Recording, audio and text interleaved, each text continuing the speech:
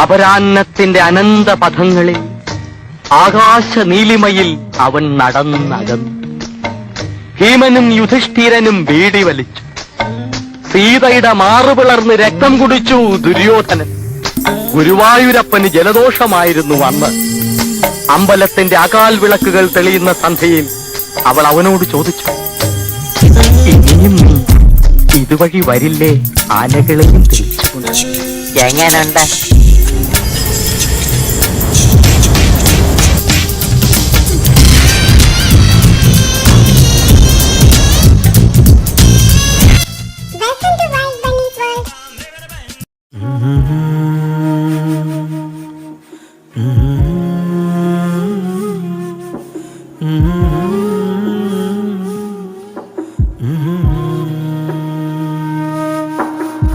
മെല്ലെ എൻ കണ്ണാടിച്ചില്ലോർമയിൽ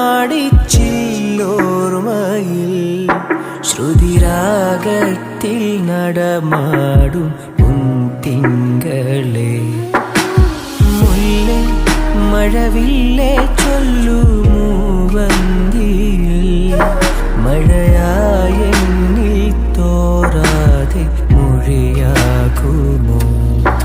അകതാരിലുണ്ട് നീ അനുരാഗലോലയായി, അലിവോടെ എൻ്റെ ആദ്യഗാന താളമാകു നീ, ഋതുരാഗമാടു നീ, ഋതുവേഗമായിടാൻ മനം വേദിയാണ് നിൻ പദങ്ങൾ നൃത്തമാകുവാൻ. മുല്ലേ മഴവില്ലേ ചൊല്ലുമൂ വന്തിയിൽ മഴയായെന്നിൽ തോരാതെ മൊഴിയാകുമോ?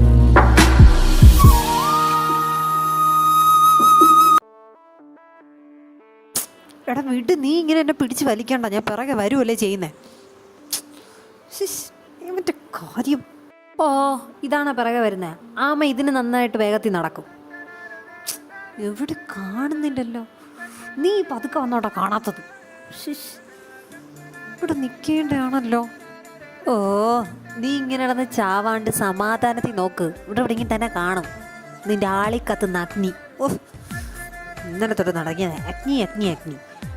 തേടുന്നുണ്ടാത്തൊന്നും സ്നേഹിച്ച് തള്ളുന്നു ഇല്ലല്ലോ. പകുതിയാകുമ്പം അവനെയും തേച്ച് അവൻ്റെ കണ്ണീരും കാണിച്ചിട്ട് ഇറങ്ങി അങ്ങ് ഓടും. ദുഷ്ടൻ. മുമ്പേ ഒന്ന് വന്ന് പെട്ടേക്കില്ല എന്നെ പൊന്ന അഗ്നി. 110 ഐസ ദോ പടിയിറങ്ങി വരുന്നു തീജ്വാല. എവിടെ എവിടെ ഏത് പടി? ഓ എന്താ ഐശ്വര്യം. ഇങ്ങനെ നോക്കിക്കൊണ്ടിരിക്കാൻ തോന്നുന്നു. Oh excuse me, may I help you guys? അല്ല, നിങ്ങളെന്തോ കൺഫ്യൂഷനിലാണെന്ന് തോന്നുന്നു.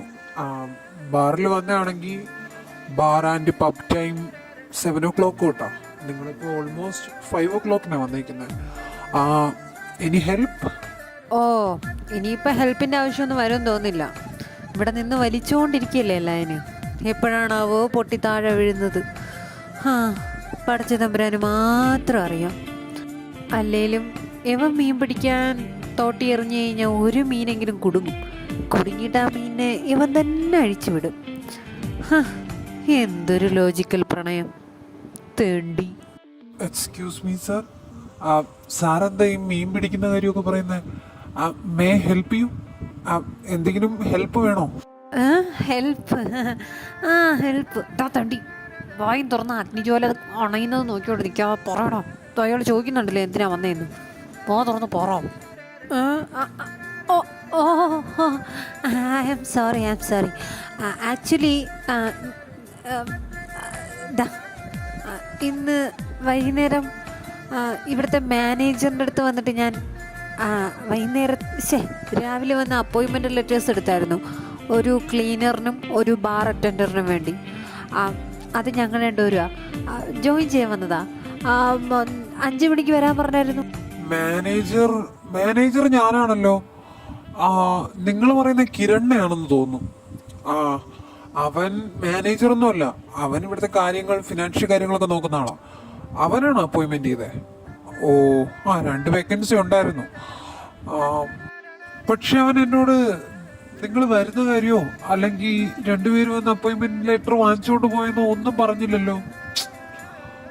1 സെക്കൻഡ്, ഞാനൊന്ന് വിളിച്ചിട്ട് പറയാവേ. ആദം, എന്തു പറ്റി? എന്താ പ്രോബ്ലം? എന്താ, എന്തേലും ഇഷ്യൂ ആണോ? ശിവയല്ലേ? എടോ, ഇത് നമ്മുടെ ഡെയിലി കസ്റ്റമേഴ്സാ. എന്താ താനിത് എങ്ങോട്ടാ പോകുന്നത് എവരിവിടെ നിർത്തിയിട്ട്? 5:30 ആയതല്ലേ ഉള്ളൂ. എന്താ ശിവ ഇന്ന് നേരത്തെ? സാർ, അത് സാർ ഇവര് സാറിനെ അറിയോ? ഇവര് കസ്റ്റമേഴ്സ് ആണോ ഡെയിലി? സാർ വേറൊന്നുമല്ല, അവര് ഇവിടെ ജോയിൻ ചെയ്യാനുള്ള അപ്പോയിന്റ്മെന്റ് ലെറ്ററും കൊണ്ടാണ് വന്നേക്കുന്നത്. കിരണാന്ന് തോന്നുന്നു കൊടുത്തത്. രാവിലെ വന്ന് ജോബിന് അപ്പോയിന്റ്മെന്റ് ലെറ്റർ വാങ്ങിച്ചുകൊണ്ട് പോയതാ. ഇവര് സെലക്ടഡ് ആയിട്ടുണ്ടെന്നാ പറഞ്ഞത് രണ്ടുപേര്. നമുക്കിവിടെ ഒരു ക്ലീനറിന്റെയും പിന്നെ ഒരു ബാർ അറ്റൻഡറിന്റെയും വേക്കൻസി ഉണ്ടായിരുന്നു. അതിനാ ഇവര് അപ്പോയിന്റ്മെന്റ് ലെറ്റേഴ്സ് വാങ്ങിച്ചേക്കുന്നത്. കിരൺ എന്നോട് പറഞ്ഞതുമില്ല. അപ്പൊ ഞാൻ ജസ്റ്റ് ഒന്ന് വിളിച്ചൊന്ന് തിരക്കിയേക്കാന്ന് പറഞ്ഞോണ്ട് വിളിക്കാൻ വേണ്ടി പോയതാ. അപ്പോഴാ സാറ് വന്നത്. സാറിന് അറിയാന്നുള്ളവരാണോ? യാ ആടോ, ഞങ്ങൾ ഇന്നലെ ജസ്റ്റ് ഒന്ന് പരിചയപ്പെട്ടതേ ഉള്ളൂ. പക്ഷെ നല്ല കമ്പനിയാ. ശിവ, അബു. അല്ല, അപ്പോയിൻമെൻറ്റ് ലെറ്റർ എന്താ ശിവ? ഇവിടെ ജോബിന് അപ്ലൈ ചെയ്തായിരുന്നോ? അല്ല, നിങ്ങളെന്താ ഈ ജോലിക്ക് വരാൻ കാരണം? അല്ല, നിങ്ങളിവിടുത്തെ ഡെയിലി കസ്റ്റമേഴ്സാണ്. പിന്നെ നിങ്ങളെ കണ്ടാലും അറിയാം നന്നായിട്ട് ക്വാളിഫൈഡ് ആണെന്ന്. എന്തിനാ ബാർ അറ്റൻഡർ, ക്ലീനർ, ഇങ്ങനത്തെ ഒരു ജോലി? First impression is the best impression. ഇതീ പിടിച്ച് കയറണം എൻ്റെ അടുത്ത കളി.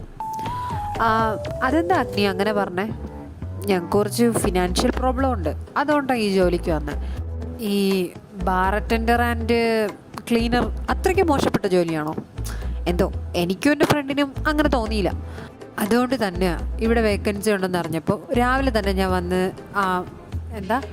കിരൺ, ആ പുള്ളിക്കാരനെ കണ്ട് അപ്പോയിൻമെൻറ്റ് ലെറ്റർ വാങ്ങിച്ചുകൊണ്ട് പോയത്.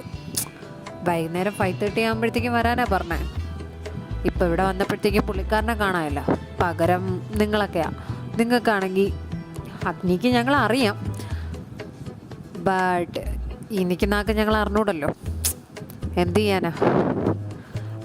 നിങ്ങൾക്ക് തരാൻ ബുദ്ധിമുട്ടാണെങ്കിൽ വേണ്ട കേട്ടോ, ഇറ്റ്സ് ഓക്കെ. ഞങ്ങൾക്ക് വേറെ പ്രശ്നമൊന്നുമില്ല, ഞങ്ങൾക്ക് വേറെ ജോലി കിട്ടും. എന്നാൽ ഞങ്ങൾ പോട്ടെ. അബു വാ. ശിവ, ചുമ്മാ പിണങ്ങാതടോ. ജോലിയെ കുറച്ച് കണ്ടതെന്നല്ലടോ, എല്ലാ ജോലിക്കും അതിൻ്റേതായ അന്തസ്സുണ്ടെന്നൊക്കെ എനിക്കറിയാം. അല്ല, നിങ്ങൾ ഒരുപാട് പഠിച്ചിട്ടുണ്ടാവുമെന്നും അല്ലെങ്കിൽ ഇപ്പോൾ പഠിച്ചുകൊണ്ടിരിക്കുമെന്നൊക്കെ ഞാൻ വിചാരിച്ചത്. നിങ്ങളെ കണ്ടാലും അധികം ഏജ് പറയത്തില്ല. അപ്പം നിങ്ങൾ പെട്ടെന്ന് ഇങ്ങനെ ജോലിക്ക് വന്നപ്പോൾ ചോദിച്ചതാ എന്താ ജോലിക്ക് വന്നേന്ന്. അത് താൻ വേറൊരു ഇതിലെടുത്തതേ ഉള്ളൂ, അല്ലാണ്ട് ജോലിയെ കുറച്ചൊന്നും പറഞ്ഞതല്ല. പഠിച്ചുകൊണ്ടിരിക്കുന്ന നിങ്ങൾ എന്തിനാ ഇപ്പം ഇങ്ങനത്തെ ഒരു ജോലി എടുത്തതെന്നും വന്നതെന്നും ചോദിച്ചതാ. ഫിനാൻഷ്യൽ പ്രോബ്ലം ഉണ്ടാവുമെന്ന് ഞാൻ ചിന്തിച്ചില്ല, but it is good decision. സ്വന്തമായിട്ട് ഫിനാൻഷ്യൽ പ്രോബ്ലങ്ങൾ തീർക്കുന്നത് നല്ല തീരുമാനമാണ്. അതുപോട്ടെ, നിങ്ങൾക്ക് ജോലി ഫിക്സഡാണ് കേട്ടോ. ആദ്യം ഇവർക്ക് കാണിച്ചു കൊടുക്ക് എവിടേക്കാണ് എന്തൊക്കെയാണ് കാര്യങ്ങളെന്നൊക്കെ പറഞ്ഞു കൊടുക്ക്. ഇവർ ഇന്നേനെ അപ്പോയിൻമെൻറ്റ് ചെയ്തോ. പിന്നെ ജോലിക്ക് കയറി കഴിഞ്ഞ് ജോലി ചെയ്യാൻ വയ്യ, വരാൻ വയ്യ, ലീവ് എടുക്കുക, ഈ പരിപാടി ഒന്നും പറ്റത്തില്ല. പകുതി ആൾക്കാരും അങ്ങനെ പോകുന്നുണ്ടാ പറഞ്ഞ്. ഇനി അതിനും ശിവയുടേതായ ന്യായങ്ങളുണ്ടോ? ഇല്ല അഗ്നി, അതിന് എൻ്റേതായ ന്യായങ്ങളില്ല. Anyway, thank you for this opportunity. ഇത് ഞാൻ മാക്സിമം റെഡ്യൂസ് ചെയ്തോളാം, പോരെ? പിന്നെ താൻ പറഞ്ഞ പോലെ അങ്ങനെ ഈ പരിപാടി പകുതിക്ക് വെച്ച് നിർത്തിയിട്ടൊന്നും ഞാൻ പോകത്തില്ല. ഇങ്ങനത്തെ പരിപാടിക്ക് ശിവ തുനിഞ്ഞിറങ്ങിക്കഴിഞ്ഞാൽ അത് സക്സസ് ആക്കിയിട്ടേ പിന്നോട്ട് നടന്നിട്ടുള്ളൂ. ഡൗട്ടുണ്ടെങ്കിൽ അബുവിനോട് ചോദിച്ചു നോക്ക്. കുറച്ചുകൂടി വ്യക്തമായിട്ട് പറഞ്ഞാൽ തന്നെ വളച്ചിട്ടെ ഞാൻ ഈ ജോലി കളഞ്ഞിട്ട് ഇവിടെ നിന്ന് ഇറങ്ങത്തുള്ളൂ എന്നർത്ഥം. അപ്പോൾ അബു, നമുക്ക് പോയാലോ? പൊടച്ചമ്പുരാനെ എനിക്ക് അടി വാങ്ങിച്ചു തരും. വരുവാ. അയ്യോ, അഗ്നി, ഓൾ ദ ബെസ്റ്റ്. അവനെ സഹിക്കാൻ വേണ്ടി പോവില്ലേ? All the best. അപ്പം ശരി സാർ. അവന്മാര് ലാസ്റ്റ് സാറിന് പണിയാവേ. പറഞ്ഞിട്ട് പോയിട്ടല്ലോ സാറിനെ വളയ്ക്കാൻ വേണ്ടിട്ട് ഇവിടെ കയറിയിരിക്കുന്നേന്ന്. ഒരു കൂസലില്ലാതെ പറഞ്ഞിട്ട് പോയിരിക്കുന്നേ. സാറിന് ലാസ്റ്റ് തലവേദന ആവരുത്. ഓ എൻ്റെ ആദമേ, നീ എന്തൊക്കെയാടാ ചിന്തിച്ചു കൂട്ടിയിരിക്കുന്നത്? കൊച്ചു പിള്ളേരാടാ, അവന്മാർ തമാശയ്ക്ക് വല്ലതും പറഞ്ഞിട്ട് പോയായിരിക്കും. അതിനെ അവൻ കാര്യമാക്കിയിട്ട് അവന്മാർ എനിക്ക് പണിയാവുമെന്ന് നിനക്ക് തോന്നുന്നുണ്ടോ? അവന്മാർ എനിക്ക് പണിയാവുമെന്ന്? ഇല്ലല്ലോ. നീ ഇവിടെ വല്ല ജോലിയും ചെയ്യാണ്ടെങ്കിൽ ചെയ്ത് തീർക്ക്. പിള്ളേർ 2 ഡയലോഗ് അടിച്ചു പോയതിനെയും തലയിൽ കയറ്റി വെച്ചിട്ട് അവൻ എൻ്റെ അടുത്ത് ഡയലോഗ് അടിക്കുന്നത്. പോയിട്ട് ഇവിടുത്തെ കണക്കെല്ലാം നോക്കാൻ നോക്ക്. ഇനി എങ്ങനെ തലവേദനയാവോ? എനിക്ക് തലവേദനയൊന്നും ആവത്തില്ല, പാവാ. നീ പോവാനിറങ്ങിയോ? സ്വാമി അന്വേഷിച്ചെന്ന് പറയണേ. ഇത് മനഃപൂർവ്വമാണ്, ഇത് മനഃപൂർവ്വമാണ്, ഇത് മനഃപൂർവ്വം തന്നെയാണ്. നിങ്ങൾ മനഃപൂർവ്വം എൻ്റെ മൂഡ് കളയാൻ വേണ്ടിയിട്ടല്ലേ ഇടയ്ക്കിടയ്ക്ക് ഈ സ്വാമി എടുത്തിരുന്നേ? എൻ്റെ പൊന്നു യുവേട്ടാ, നിങ്ങൾക്ക് അവൻ്റെ കാര്യം പറയാതിരുന്നൂടെ?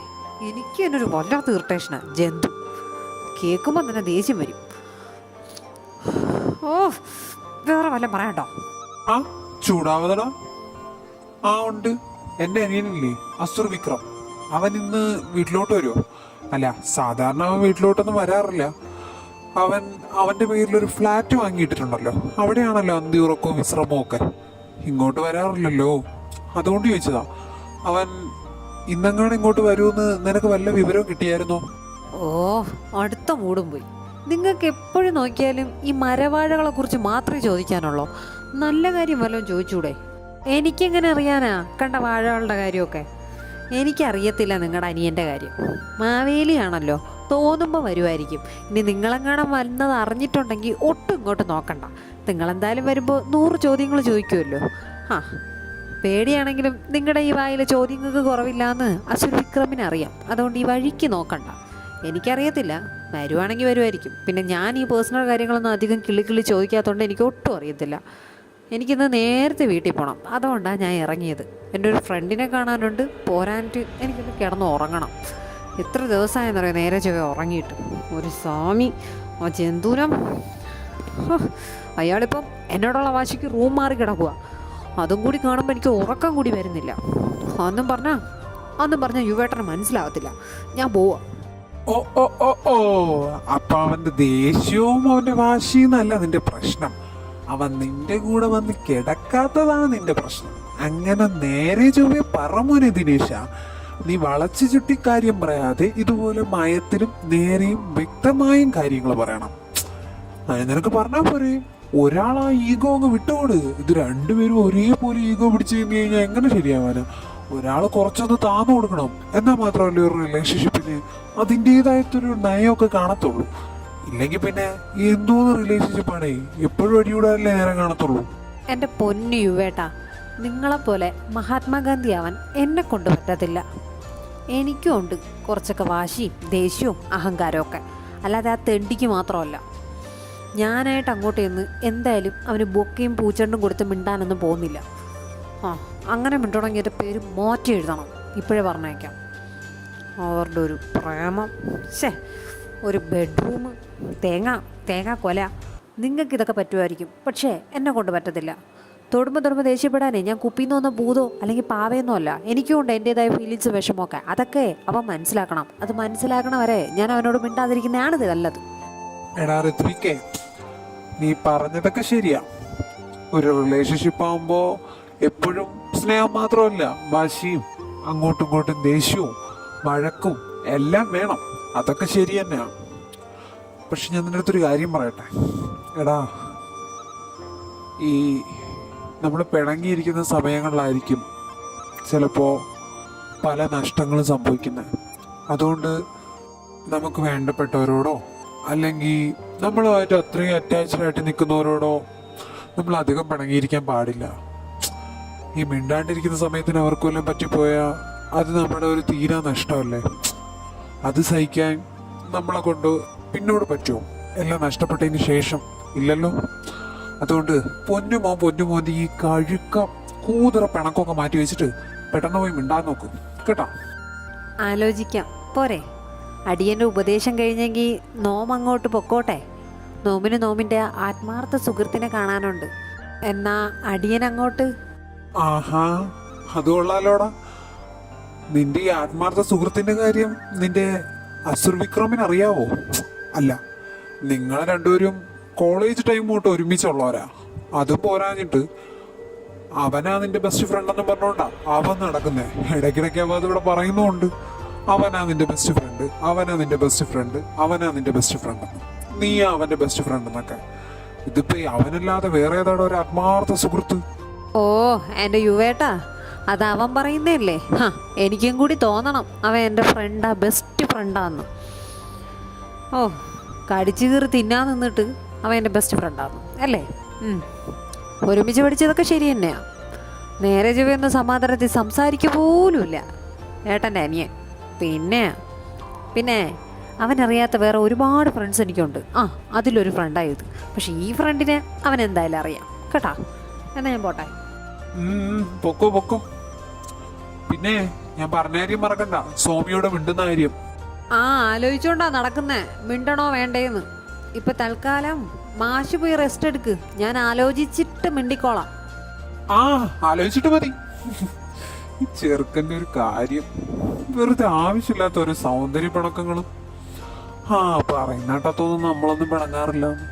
അയ്യോ, സമയം 6 മണിയാ പറയും. അയ്യോ ദൈവമേ, ഞാൻ ശ്രേയാൻ ഇതുവരെ വീഡിയോ കോൾ വിളിച്ചില്ല. ഇനിയിപ്പോ അതും മതി പിണങ്ങാനായിട്ട്. പോയി വീഡിയോ കോൾ വിളിക്കട്ടെ.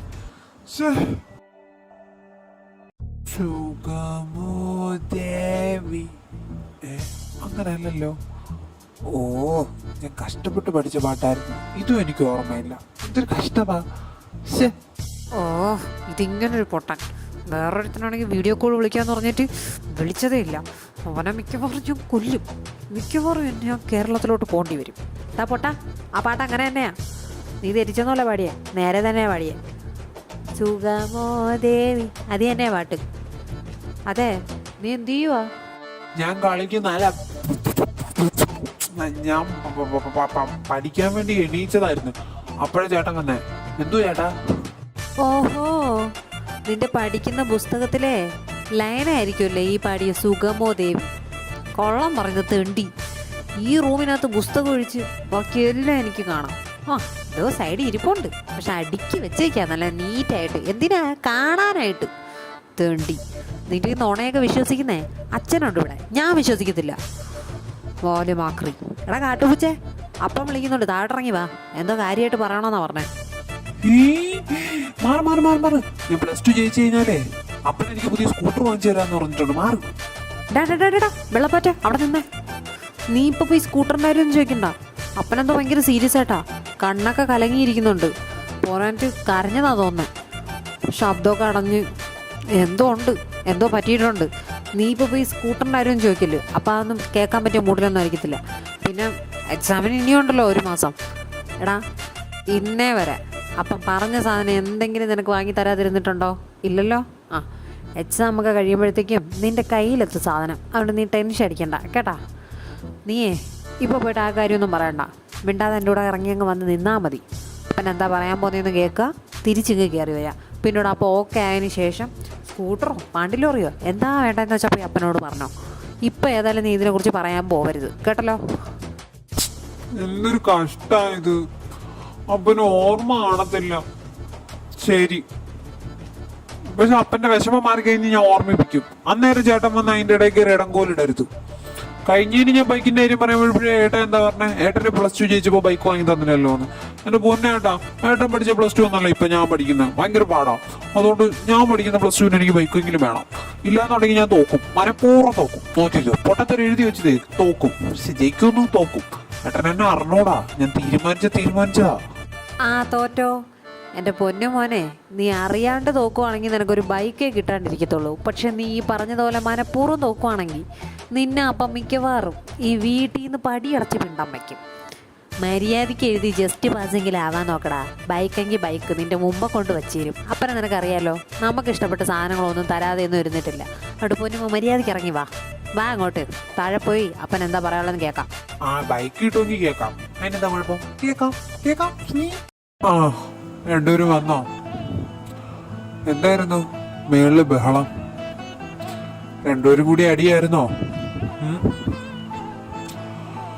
ശ്രാവണെ, നിനക്ക് എന്നാടാ മോനെ എക്സാം? തുടങ്ങിയില്ലല്ലോ അല്ലേ? എന്നാ തീരുന്നേ? എനിക്ക് രണ്ടുപേരോടും കൂടി ഒരു കാര്യം പറയാനുണ്ട്. അത് പറയണമെങ്കിൽ ആദ്യം ശ്രാവണിന്റെ എക്സാം എന്താണെന്ന് അറിയണം. അത് കഴിഞ്ഞ് നിങ്ങളുടെ സമ്മതം വേണം. എന്നാടാ എക്സാം? ഈ മാസം 20th സ്റ്റാർട്ട് ആവോപ്പാ. എന്തു പറ്റി? എന്താ ഇപ്പൊ കാര്യം? എന്തെങ്കിലും പ്രശ്നമാണോ? ചെറിയ പ്രശ്ന. പറയാം.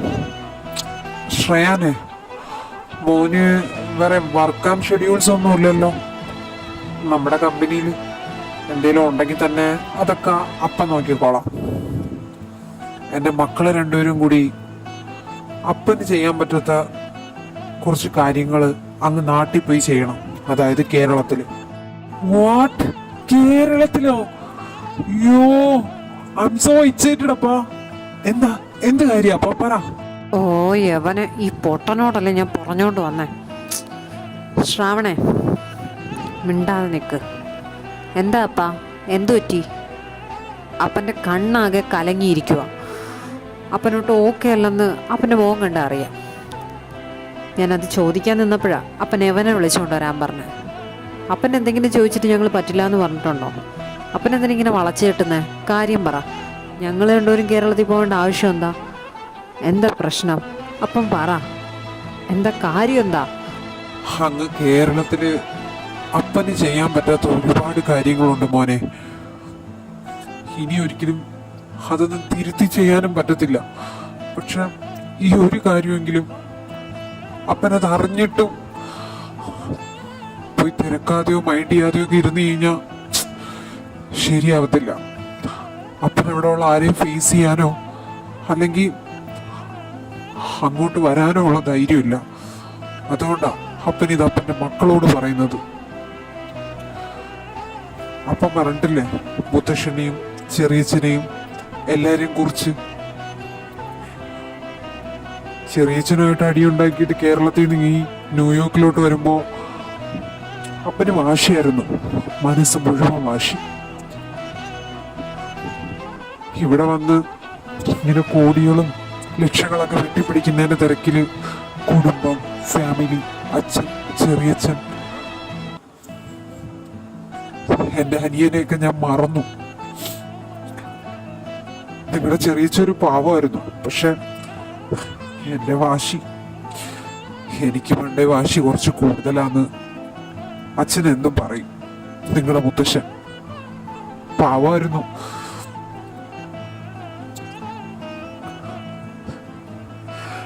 ഇപ്പോ 2 ദിവസം മുമ്പാ അച്ഛന് ഒരു ഇമെയിൽ ഐ ഡിയിൽ നിന്ന് ഒരു ഇമെയിൽ വന്നത്. ഞങ്ങൾക്കൊരു അയൽവാസി ഉണ്ടായിരുന്നു, മുസ്ലിമാ, ഖദീജ ബീവി. നല്ല സ്നേഹമായിരുന്നു അവക്ക് ഞങ്ങളോട്. ഒരു കണക്കിന് പറഞ്ഞാൽ എന്റെയും നിങ്ങളുടെ ചെറിയച്ഛൻ്റെയൊക്കെ കളിക്കൂട്ടുകാരി. ഭർത്താവ് മരിച്ചതിന് ശേഷം അവളെ ഉമ്മയുടെ കൂടെ സ്വന്തം വീട്ടിലായിരുന്നു. അവക്ക് ഒരു മോനുണ്ടെന്ന്. നിങ്ങളുടെ ചെറിയച്ഛനും ഒരു മോനുണ്ട്. നമ്മൾ അവിടെ നിന്ന് വരുന്ന സമയത്തിന് നിങ്ങൾക്ക് ഓർമ്മ കാണില്ല, നിങ്ങളും അന്ന് കുഞ്ഞിതായിരുന്നു, അവരും കൈക്കുഞ്ഞുങ്ങളായിരുന്നു. ആ ഇമെയിലില് എന്തുകൊണ്ടോ അതിലവള് പറഞ്ഞിട്ടുണ്ട് അവക്ക് എൻ്റെ ഇമെയിൽ ഐ ഡി കിട്ടിയത് തന്നെ ഏതോ ഒരു മാഗസീനില് ന്യൂയോർക്കിലെ ആഡംബരക്കാരൻ സഞ്ചരിക്കുന്ന പണക്കാരനെ കുറിച്ചുള്ള ഒരു ലേഖനത്തിൽ നിന്നാണ്. ഇത്രയും നാളും ഞാനോ എൻ്റെ ഫാമിലിയോ നിങ്ങളോ ജീവിച്ചിരിപ്പുണ്ടെന്ന് പോലും അവർക്ക് അറിയത്തില്ലായിരുന്നു. അതിലവള് പറഞ്ഞേക്കുന്ന ഒരുപാട് കാര്യങ്ങളുണ്ട് മക്കളെ. നിങ്ങളുടെ മുത്തശ്ശൻ മരിച്ചു, നിങ്ങളുടെ ചെറിയച്ഛൻ, അതായത് എൻ്റെ അനിയനും ഭാര്യയും ആക്സിഡന്റിൽ മരിച്ചു. അവരുടെ കൊച്ചു മാത്രം രക്ഷപ്പെട്ടു. ആ കൊച്ചിന് മുത്തശ്ശനായിരുന്നു നോക്കിയതും വളർത്തിയതും ഒക്കെ. ഞാൻ വന്നതിന് ശേഷം അവിടെ ഇത്രയൊക്കെ കാര്യങ്ങൾ നടന്നിട്ടും അച്ഛനൊന്ന് അന്വേഷിക്കോ തിരക്കോ ഒന്നും ചെയ്തില്ല മക്കളെ. അച്ഛൻ ഇത്തിരിയെങ്കിലും മനസാക്ഷി ഇല്ലാത്തവരായിപ്പോയി.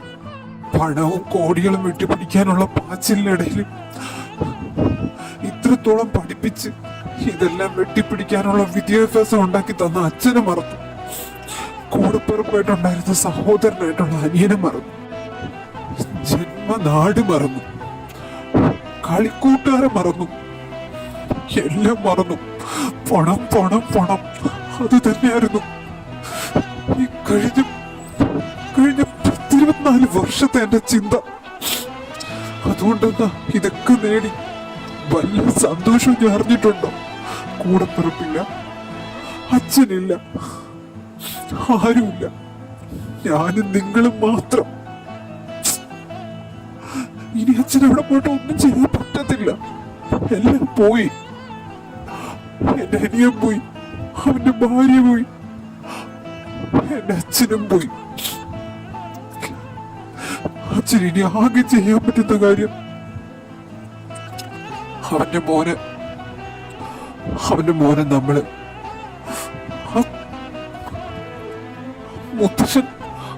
മുത്തശ്ശൻ എവിടത്തേക്കോ കഷ്ടപ്പാടും ദാരിദ്ര്യവും കാരണം വാങ്ങിയ കടങ്ങൾ വീട്ടാൻ കൂലിപ്പണിക്ക് പോവാ. എന്റെ അനിയന്റെ മോൻ ശിവ, അവനെ നമ്മളിവിടെ കൊണ്ടുവരണം. നിങ്ങൾക്കൊപ്പം രാജാവാക്കി വാഴിക്കണം.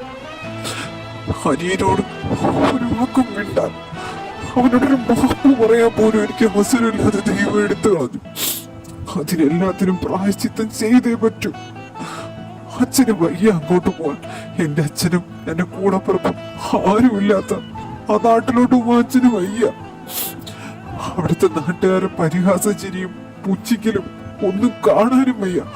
സ്വന്തം അച്ഛൻ മരിച്ചിട്ട് പോലും പണത്തിന്റെ പിറകെ ഓടിയ തെണ്ടി എന്ന് പറഞ്ഞവര് പുച്ഛിക്കുന്ന കാണാൻ വയ്യാത്തോണ്ട ഞാൻ എന്റെ മക്കളെ കാല് പിടിക്കും. പോയി ആ മോനെ ഇങ്ങ് കൊണ്ടുവരണം.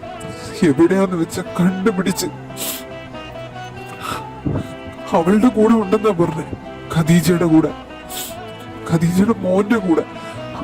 അവളാ അവനെ നോക്കുന്നത്. ഇത്രയും കാലം സ്വന്തം മോനെ പോലെ അവള് പൊന്നെ പോലെയാ എന്റെ അനിയന്റെ മോനെ വളർത്തിയത്. പറ്റുവാണെങ്കിൽ നമുക്ക് അവളെയും മോനെയും കൂടെ ഇങ്ങ് കൊണ്ടുവരാം. പക്ഷെ അതെല്ലാം എന്റെ മക്കൾ അവിടെ പോയി എല്ലാം ശരിയാക്കി കൊണ്ടുവരണം. പറ്റുമോ ശ്രേയ? എന്റെ മക്കൾ എനിക്ക് വാക്ക് തരണം, അച്ഛന് വേണ്ടി ഇത് ചെയ്യുമെന്ന്. മാറിക്കിട ചേട്ടാ, അതിനെന്റെ അപ്പൊക്കെ അറിയുന്നത് എന്തിനാ? അപ്പയ്ക്ക് വേണ്ടി ആരും കൊല്ലാനും ഞാൻ തയ്യാറാ. ഞാൻ പോവാ. ഇവ വന്നില്ലെങ്കിൽ ഞാൻ പോവാപ്പേ. ആ ശിവനെ കണ്ടുപിടിച്ച്, ഖദീജ ബിബിനെ കണ്ടുപിടിച്ച്, അവരെ മോനെ കണ്ടുപിടിച്ച് എല്ലാരും നമുക്കൂടെ കൊണ്ടുവരാപ്പേ. നമുക്ക് എന്നിട്ട് ഹാപ്പി ഫാമിലി ആയിട്ട് ജീവിക്കാപ്പേ. ഞാൻ പോവാ. ഓ, യവനെ കൊണ്ട് മിണ്ടാതിരിക്കടാ എന്റെ പൊന്നപ്പേ. യവൻ വരെ പോവാന്ന് പറഞ്ഞു. അന്നേരം ഞാൻ അപ്പയ്ക്ക് വേണ്ടി പോവാതിരിക്കും തോന്നുന്നുണ്ടോ? പോവാപ്പേ. അപ്പ വിഷമിക്കാതെ. അപ്പേനെ അവർക്കൊക്കെ മനസ്സിലാക്കാൻ പറ്റും. അപ്പേനെ ഒരുപക്ഷെ മനസ്സിലാക്കാൻ പറ്റുന്നോണ്ടായിരിക്കുമല്ലോ ഈ ഖദീജ എന്ന് പറഞ്ഞ ആൻറ്റി ഇങ്ങനൊരു ഇമെയിൽ ഇപ്പോൾ അപ്പയ്ക്ക് അയച്ചത്. പിന്നെ അവരുടെ കഷ്ടപ്പാടുകളും, പിന്നെ അവൻ ഞങ്ങൾക്കൊപ്പം വളരേണ്ടവനാണെന്നും ജീവിക്കേണ്ടവനാണെന്നുള്ള ബോധമുള്ളതുകൊണ്ടായിരിക്കൂലേ ആ ആൻറ്റി ഇപ്പം ഇങ്ങനൊരു ഇമെയിൽ അയച്ചതും എല്ലാം അപ്പയെ അറിയിച്ചതും. അപ്പം വിഷമിക്കണ്ട, ഞങ്ങൾ എന്തായാലും പോവാം. നാളെ തന്നെ പൊക്കോളാം. വേണ്ട ശ്രേയ, അങ്ങനെ പെട്ടെന്ന് ചെന്നാലൊന്നും ശിവ നിങ്ങളുടെ കൂടെ വരുമെന്ന് ഒരു ഉറപ്പുമില്ല. ആ ഇമെയിൽ ഞാൻ നിങ്ങൾക്ക് ഫോർവേഡ് ചെയ്തിട്ടുണ്ട്. അതിലവള് വ്യക്തമായിട്ട് എഴുതിയിട്ടുണ്ട്. നമ്മളെ കുറിച്ചൊന്നും അവന് വ്യക്തമായിട്ട് അറിയത്ത് പോലുമില്ല. പിന്നെ പോരാഞ്ഞിട്ട് ഇത്രയും നാളും ഇത്രയും കഷ്ടപ്പാടിലൊക്കെ കിടന്നിട്ട് തിരിഞ്ഞു നോക്കാതെ ഇപ്പോ ഏട്ടന്മാരാ, വലിയച്ഛനാ, ഫാമിലിയാന്നൊക്കെ പറഞ്ഞ് ചെന്ന് കഴിഞ്ഞാൽ അവനെ അക്സെപ്റ്റ് ചെയ്യാൻ ഭയങ്കര ബുദ്ധിമുട്ടുമായിരിക്കും. ഒരു കാര്യം ചെയ്യാം, ഇവന്റെ എക്സാം കഴിഞ്ഞിട്ട് നിങ്ങൾ രണ്ടുപേരും കൂടെ പോയാൽ മതി. അന്നേരം ഇവൻ +2 അങ്ങ് കംപ്ലീറ്റ് ആക്കുകയും ചെയ്യുമല്ലോ. പിന്നെ ഇവൻ എൻട്രൻസ് എന്താ എഴുതുന്നല്ലേ പറഞ്ഞേ? അതൊക്കെ എഴുതി എഞ്ചിനീയറിങ്ങോ എന്തൊക്കെയോ എടുക്കാനല്ലേ പ്ലാന്. അതിനൊക്കെ അഡ്മിഷൻ കിട്ടുമ്പോൾ എന്തായാലും നല്ല ലേറ്റ് ആവും. ആ ടൈമിൽ എങ്ങനെയെങ്കിലും ശിവേനെയും ഖദീജേനെയും അവളുടെ മോനെയും കൂടി കൺവീൻസ് ചെയ്ത് ഇങ്ങോട്ട് കൊണ്ടുവരാൻ നോക്കണം. നിങ്ങൾ എങ്ങനെയെങ്കിലും അവരെ നിങ്ങൾ കൊണ്ടുവന്ന് പറ്റൂ. എന്നെ കൊണ്ട് ഇത്രയെങ്കിലും അവർക്ക് വേണ്ടി ചെയ്തേ പറ്റൂ മക്കളെ. അതുകൊണ്ടാ ശ്രേയ, ഇവിടുത്തെ ഓഫീസ് കാര്യത്തിന്റെ ഒന്നും ആലോചിച്ച് നീ ടെൻഷൻ അടിക്കണ്ട. അതെല്ലാം അപ്പ നോക്കിക്കോളാം. അപ്പയ്ക്ക് വേണ്ടി എന്റെ മക്കൾ രണ്ട് ഇത് മാത്രം ചെയ്താൽ മതി. അപ്പം അപ്പം അപ്പൊ കാലി വീണ് വേണമെങ്കിലും എന്റെ മക്കളെടുത്ത് അപേക്ഷിക്കാം. അപ്പയ്ക്ക് വേണ്ടി അവനെ അപ്പയുടെ മുമ്പ് കൊണ്ട് എത്തിക്കത്തില്ലേ? ഇങ്ങനെ കരയാതെ അപ്പ മാറിക്കട ചേട്ടാ. അപ്പ ഞാൻ +2 ജയിച്ചാലും തോറ്റാലും ശരി, അപ്പയുടെ മുമ്പില് അവരെ ഞാൻ കൊണ്ടുവന്നിരിക്കും. ആ 3 പേരെ സത്യം. അതിനുവേണ്ടി കേരളത്തിലെന്നല്ല ഏത് ഗുഗാണ്ടിൽ പോകാനും ഞാൻ തയ്യാറാപ്പേ.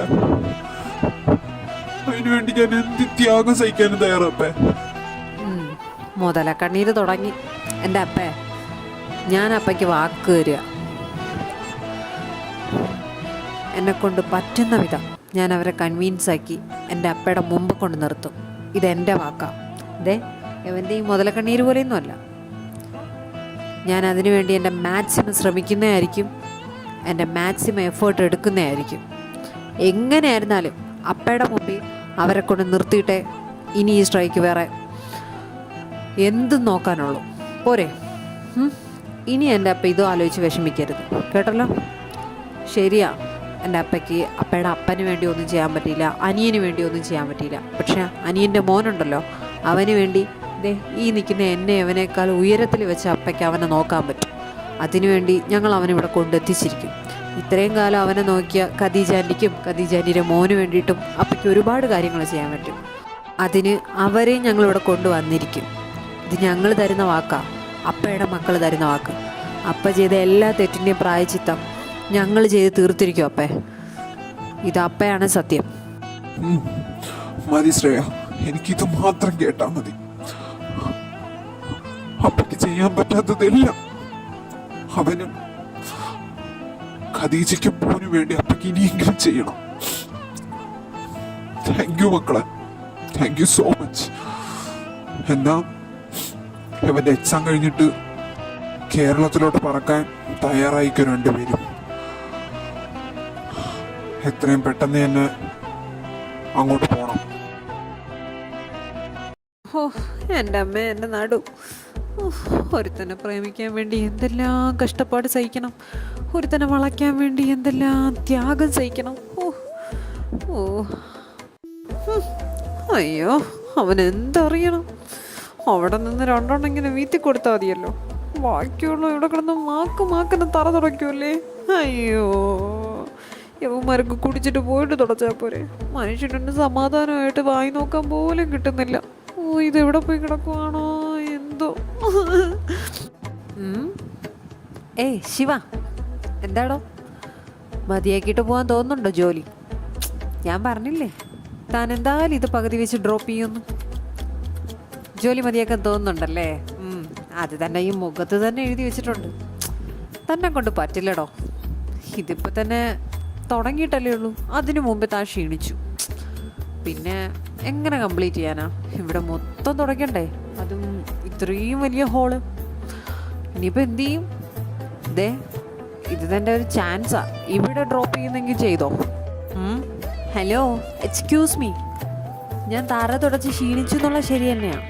പക്ഷേ അങ്ങനെ പകുതിക്കിട്ടിട്ട് പോകാൻ വേണ്ടിയിട്ടല്ല ഞാനിവിടെ കഷ്ടപ്പെട്ട് കാല് പിടിച്ച് അപ്പോയിൻമെൻറ്റ് വാങ്ങിച്ച് ജോലിക്ക് കയറിയത്. ഞാൻ എന്തിനെങ്കിലും കയറിയിട്ടുണ്ടെങ്കിൽ അത് കംപ്ലീറ്റ് ചെയ്തേ പോകാറുള്ളൂ. അതെ, ഓപ്പണായിട്ട് പറയാമല്ലോ, താൻ ഭയങ്കര ഗ്ലാമറാണ്. ഭയങ്കര ഗ്ലാമറാന്ന് പറഞ്ഞാൽ ഹോട്ട് വിത്ത് ഗ്ലാമർ, അത് രണ്ടും കൂടെ മിക്സ് ആയിട്ടൊരു സംഭവം ഉണ്ടല്ലോ. അതെ. പക്ഷെ തനിക്ക് അതിൻ്റെ ഒന്നും അഹങ്കാരമില്ല. എനിക്ക് തന്നെ അങ്ങ് വല്ലാണ്ട് ഇഷ്ടപ്പെട്ടു. അതുകൊണ്ട് പറയാം, തന്നെ വളയ്ക്കാൻ വേണ്ടിയിട്ടാണ് ഞാനിവിടെ ജോലിക്ക് കയറിയത്. ആ ദൗത്യം പൂർത്തിയാവുന്നത് വരെ ഞാനിവിടെ കാണും. അതുവരെ താൻ എന്നെ സഹിച്ചേ പറ്റത്തുള്ളൂ. അതിൻ്റെ ഇടയിൽ താൻ വന്നിട്ട് എനിക്ക് മടുത്തോ ചോദിക്കേണ്ട ആവശ്യമൊന്നുമില്ല. തന്നെ ഏതായാലും എനിക്ക് മടുത്തിട്ടില്ല. അതുകൊണ്ട് ഈ മോപ്പിനെ ഞാനിങ്ങനെ തുടച്ച് തന്നെ വായി നോക്കി നിന്നോളാം. എന്തായാലും തന്നെ വളച്ച് തന്നെ കൊണ്ട് എന്നോട് ഐ ലവ് യു പറയിപ്പിക്കാതെ ഞാൻ ഈ മോപ്പ് തറയി വയ്ക്കുന്ന പ്രശ്നമല്ല. പോരെ, മാറിക്കണോ? അല്ല ഡോ. അയ്യോ, ഇതിപ്പോൾ എനിക്കാണോ വട്ട്, അത് ഇവനാണോ? ഇവനിതെന്തൊക്കെയാ പറഞ്ഞുകൊണ്ട് പോകുന്നേ? ഇതെനിക്ക് ആദം പറഞ്ഞ പോലെ തലവേദനയും പാരയും കൂടെ ഒരുമിച്ച് വന്നതാ. ഓ, ഞാനിവനെ എങ്ങനെ സഹിക്കും? ഓ, തുടക്കണ്ടോ? അവൻ്റെ 2 കണ്ണും എൻ്റെ മുഖത്താണല്ലോ. ഇത്രയും നേരമായപ്പോൾ ഇവിടെ തലയും ചുറ്റി ഫാൻ കറങ്ങും പോലെ കറങ്ങിക്കൊണ്ടിരുന്ന എന്നെ തപ്പുമായിരുന്നല്ലേ. ഇത് തലവേദനയാ. ഈ തലവേദനയെ ഞാൻ എങ്ങനെ സഹിക്കും ദൈവമേ? ഓ, അതെ, സഹിച്ചേ പറ്റത്തുള്ളൂ. ഇത് തലവേദനയല്ല, തലേന്ന് ഊരിപ്പോവാത്ത ഊരാക്കുരുക്ക. എൻ്റെ ഫ്രണ്ടായോണ്ട് പറയല്ല, ഇതുപോലത്തെ കുരുക്കാനായിട്ട് അവന് അപാര കഴിവാണ്. അപ്പോൾ ഞാൻ പോയി ഇത് കൊടുത്തിട്ട് വരട്ടെ. അവിടെ ഓർഡർ ചെയ്തതാ. ശരി, ഓൾ ദി ബെസ്റ്റ്. അല്ല എടാ, ബെസ്റ്റ് നല്ല ഫ്രണ്ട്. ഓ, ഏത് നേരത്താണാവോ യവന്മാരിവിടെ ജോലിക്കെടുക്കാൻ തോന്നിയേ? അയ്യോ.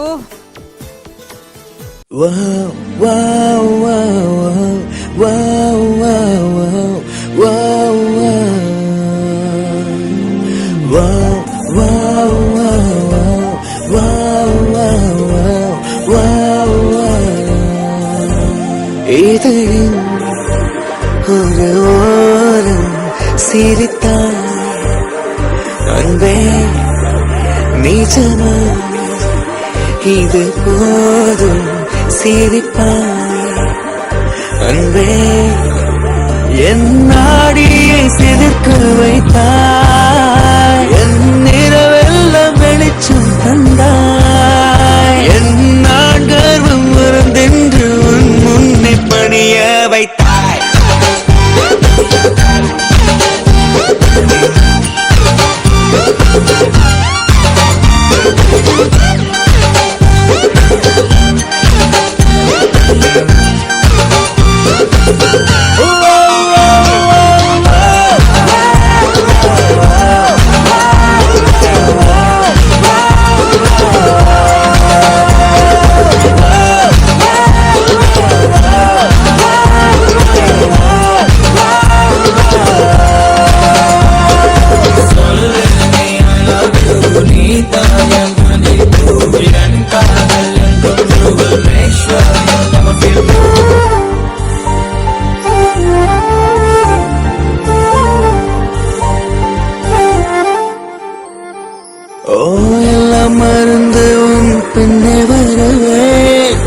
நீ சம்மதித்தால் நான் நிலுவையும் தருவேன்.